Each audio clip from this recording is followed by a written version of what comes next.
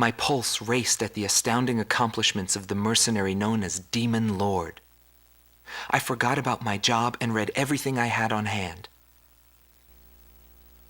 Around the time Demon Lord received his nickname, South Belka showed signs of weariness regarding the war. Because the region was set up as a defense line to protect the birthplace of Belka in the north, the people's dissatisfaction had reached a climax. The cities declared themselves demilitarized and peacefully surrendered to the Allied forces. Unable to establish a defensive position, the Belkan army kept retreating to the north. The end of the war was fast approaching. I was given an opportunity to interview the former aces of the Belkan Air Force. Back then, they were the masters of the sky, and they had also known him. So I crossed the border to follow his trail. I wanted to capture the war and the Demon Lord from their point of view, to capture the voices of those who were there.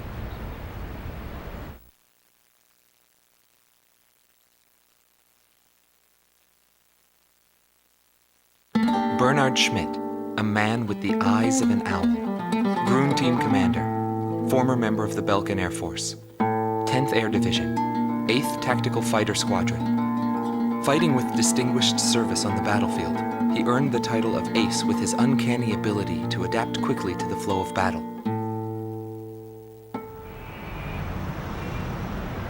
I had a bad feeling while I was flying towards the round table. Why were they having problems down in 2 mercenaries? I figured it was just temporary chaos and it'd be over by the time I got there. Pilots of the Belkan Air Force are true professionals, but when I saw the situation, I couldn't believe my eyes. I thought maybe my IFF was malfunctioning. There were still 2 enemies on the radar. Everyone else in my squadron had the same reaction. This is really happening. Every now and then, guys like that appear on a battlefield. Someone special, you know? I squinted my eyes and confirmed the situation. Checked the terrain, air currents, his plane, his maneuvers, and his remaining ammo. I figured I could do it. I knew what I was getting into, but he still outmaneuvered me beyond my expectation.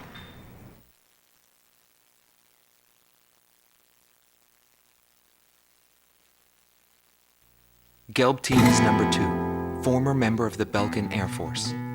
5th Air Division, 23rd Tactical Fighter Squadron. Rainer Altman. He flew the skies of Directus during the capital's liberation, and he's still there to this day. I met him above this very sky. I can still hear the sound of the missile alerts from that day. I received an order to fly to Directus on my way back from an intercept mission on the southern defense line. The order itself wasn't unusual. We kept being deployed from one mission to the next without receiving even the basic maintenance. But the situation was the same all around. We were late reaching the operational space. The station squadrons had already retreated, and warning bells were going off in the city. And the people were looking up to his plane, high above the sky. It felt like he could see right through me. He was always one step ahead of me. He matched every combat maneuver I made until I used up every trick in the book.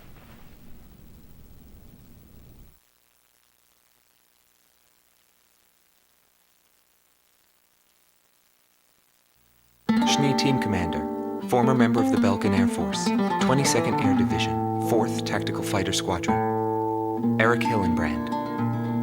He never had great ambitions. All he ever hoped for was to make a living as a regular pilot. Today he works as a flight instructor for civilian pilots. The instant he shot me, I pulled the lever. I barely managed to escape from my plane as it burst into flames. After drifting from the blast, I landed below the round table. It was a wide open, barren wasteland. How long would I have to wait for a rescue party? Radio interference within the round table was fierce. The odds of a distress signal actually reaching anyone was low. I was at a loss for what to do. Anyway, I'd really gone out with a bang this time. I took that as a sign it was time for me to retire. But just then, I heard a roaring overhead. It was his plane. I was jealous of his calm flying form. Rather than wait for the rescue team, I began to walk toward the nearest base. I was driven by desire to get back up there and fight him again. Of course, it did take me 3 days to get there.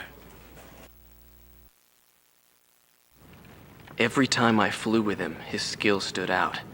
He was unstoppable. He would ascertain the situation in an instant and change the tide of battle. He was born for combat. It was no wonder they called him a demon lord. That said, it was hell trying to keep up with him. Before long, everyone had taken notice of him. More and more would show up to watch him go off on sortie. Mercenaries or maintenance crew, it didn't matter. People wanted to burn his image to their memories. Hell, they weren't the only ones.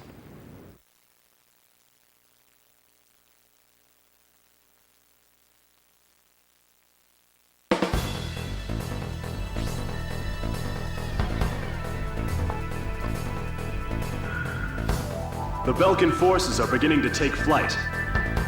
The industrial city of Hoffnung is crucial to the enemy's industrial strategy and the heart of its war productions. The Allied forces have decided that all Belkan war production must be stopped to expedite the end of the war, and has requested our participation in this operation. The operation will primarily involve the bombing of ground facilities by the Allied forces' bombers. Your mission is to support those bombers and attack enemy facilities. We have achieved near total air supremacy over the target area, but don't let your guard down. There may still be sporadic resistance.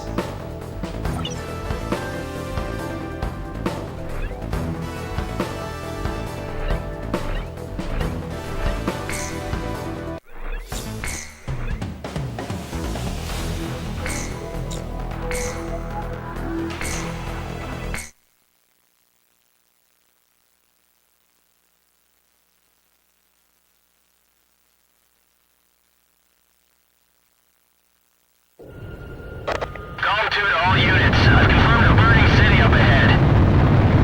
That must mean the bombing started. Cover the Allied bombers. Eliminate all ground and aerial threats. Let's move.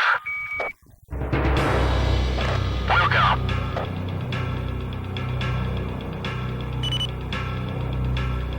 To all bombers, remove Belka's ability to counterattack. Priority is placed on destruction over accuracy. Locked on. SAM destroyed. Initiate bombing sequence. Drop them all. Turn it to ashes. That's not enough. Drop more bombs. I thought they were on a precision bombing mission. They're just tossing bombs all over the place.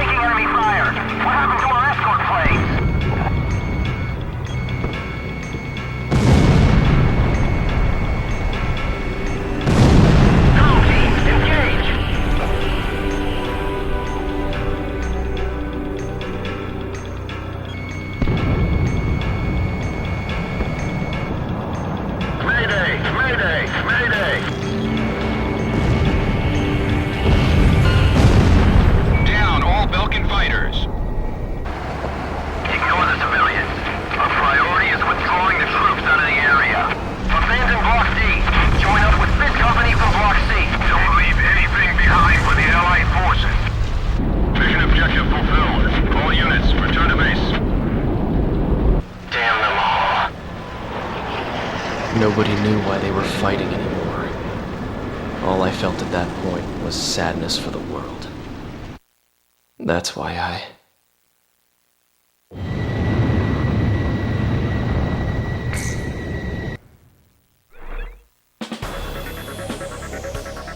Pursued by Allied forces, the Belkan forces have taken flight, abandoning Hoffnung.